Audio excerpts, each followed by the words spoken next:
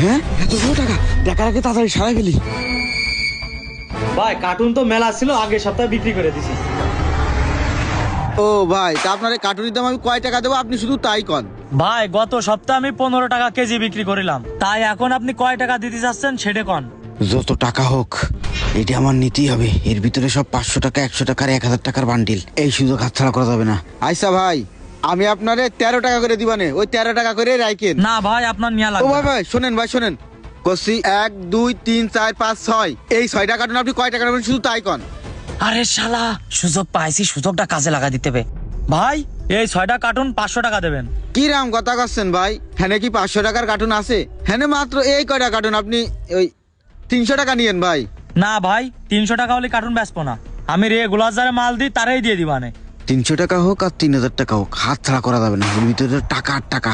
ভাই আমি আপনার 500 টাকা দিচ্ছি, আপনি কার্টুনগুলো আমারে দিয়ে দেন। আমি আপনার টাকা দিচ্ছি। কই এই যে ভাই, এই যে 500 টাকা আছে এই জায়গায়।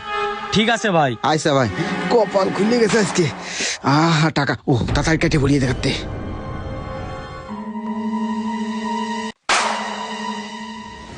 ভাই টাকা তো আমার কাছে আছে, সমস্যা নাই, রাখেন, আমি আসতেছি টাকা নিয়ে।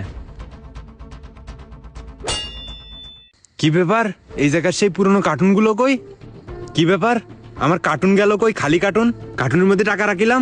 হায় আল্লাহ, এ কি সর্বনাশ হয়ে গেল। রাইকেস কন এরা না, এরা না, কনে গেলি? কি আছে ভাই? এই জায়গায় যে খালি কার্টুন রাখিলাম ওইগুলো কই? ভাই ওই কার্টুন আলা এলো, বিক্রি করে দিছি। ওরে আল্লাহ, তুই করেছিস কে? এর মধ্যে যে টাকা ছিল তা দেখেছিস? তুই কার্টুন বিক্রি করেছিস কার কাছে শুনে? হ্যাঁ টাকা? ওর ভিতরে তো কোনো টাকা ছিল না। টাকা ছিল না মানে? আমি নিজের হাতের মধ্যে টাকা রেখে গেছি। আমি ক্যাশে টাকা রাখিনি যে ব্যবসার টাকার সাথে